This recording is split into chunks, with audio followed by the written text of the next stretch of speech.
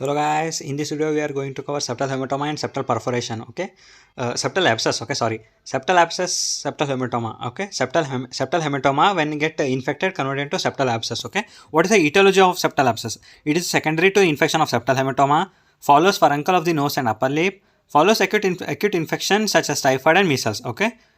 In सब infections में septal abscess देखने को मिलता है. What are the clinical features of septal abscess? Okay, there is severe bilateral nasal obstruction. Okay, septal hematoma में भी bilateral obstruction था, septal abscess में भी severe bilateral nasal obstruction, pain and tenderness over the bridge of the nose. Why there is pain and tenderness?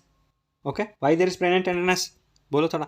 क्योंकि abscess है, infection हुआ है, inflammation हुआ है और इसकी वजह से पेन एंड टेंडरनेस रहता है. ठीक है, there is fever with chills. It is a most characteristic feature of septal abscess. Okay, there is fever with chills. अगर इन्फेक्शन है तो फीवर विथ चिल्स रहेगा. There is frontal headache, skin over the knows and read it is red and swollen. Okay, skin over the nose is red and Solan. एक और बार फिर से देखो patient कैसे आता है. There is severe bilateral nasal obstruction, pain and tenderness over the bridge of the nose, fever with chills, frontal headache, skin over the nose is red and swollen. Okay, लाल लाल लाल नाक रहेगा उसका. ठीक है, साइंस क्या क्या रहता है in examination? Smooth bilateral swelling of the nasal septum and fluctuation test is positive, congested septal mucosa, enlarge and tender submandibular lymph nodes. Okay, infection रहेगा तो लिम्फ नोड्स एनलार्ज रहेंगे.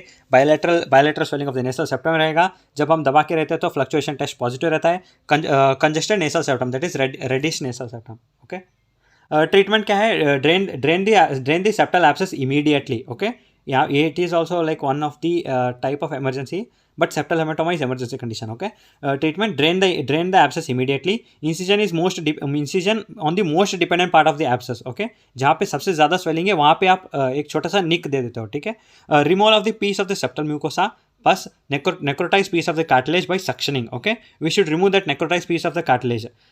Reopen daily for 2 to 3 days and drain the pus and remove the necrosis piece of cartilage. Okay, यहाँ पे दो बार क्यों बोला गया necrosis piece of cartilage? अगर आप necrosis piece of cartilage रखोगे अंदर तो फिर से septal abscess होने के चांसेस बहुत ज़्यादा बढ़ जाता है. ठीक है, इसलिए आप necrotized cartilage को भी निकाल देते हो. You will give systemic antibiotics. Start immediately for 10 days. Okay, we will drain the abscess immediately. Then we will incision we will give on the most dependent part, and 2 to 3 times we will drain the pus. Okay, daily we will 2 to 3 times drain the pus and we will remove the necrotized part and we will start the antibiotics for 10 days. Now another one is culture and sensitivity of the pus. Okay, and we will give antibiotic. जो antibiotic susceptible है वो देंगे. ठीक है, next complications: necrosis of the septal piece of the cartilage causes septal perforation. Okay, another one is depression of the cartilage of the supratip area, rhinoplasty 2 to 3 months later. Okay, अगर septal abscess में क्या हो जाता है, वो necrotise part of the cartilage रहता है ना, वो सेप्टल परफोरेशन काउज करता है. नहीं तो सेप्टल डिप. ओके, सुपरा टिप नेस ऐसा पिचक जाता है अंदर की तरफ से. ठीक है, तब हम उसको राइनोप्लास्टी करेंगे 2 to 3 months के बाद. Complication next, another complication in meningitis. Okay, आपको पता है ना, nose is like dangerous triangle of the nose. वहाँ पे इन्फेक्शन CNS को कैवर्नस साइनस थ्रोम्बोसिस और मेनिंजाइटिस कॉज कराता है. ठीक है, dangerous area of the nose से ब्रेन में चला जाता है.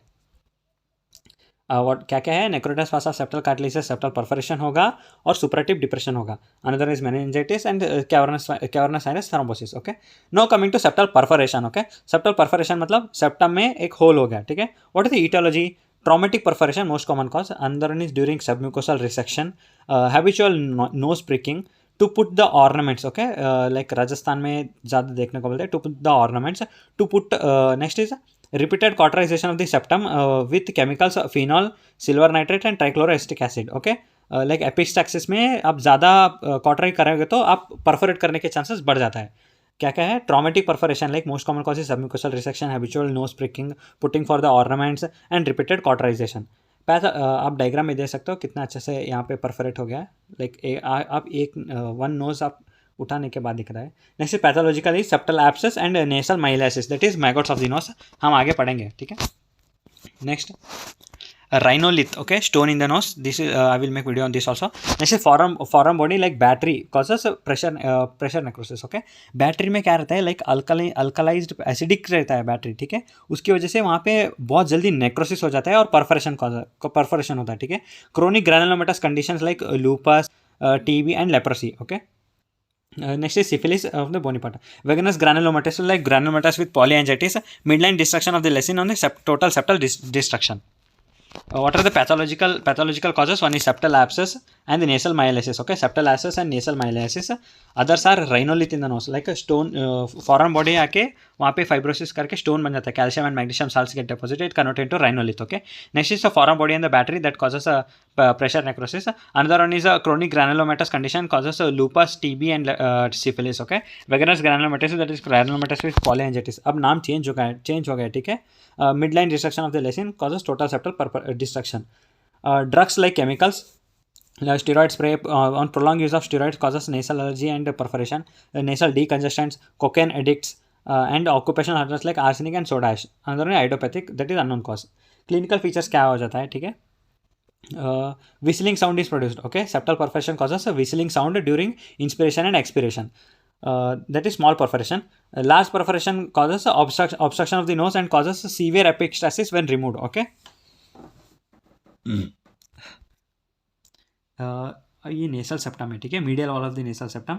अगर सेप्टम परफोरेशन यहाँ पे हो गया तो यहाँ पे लिटल्स एरिया है ना, लाइक स्पिनोपेलेटन आर्टरी, सुपेरियर लेवल आर्टरी, एंट्रो इथमोइड आर्टरी, यहाँ पे लिटल्स एरिया बनता है. अगर यहाँ पे ही परफोरेट हो गया तो एपिस्टासिस होने के चांसेस बहुत ज़्यादा बढ़ जाता है, ठीक है. स्मॉल परफोरेशन रहा तो विस्लिंग साउंड, लार्ज परफोरेशन रहा तो crust formation and bleeding. Okay. Treatment क्या है सेप्टल परफोरेशन का?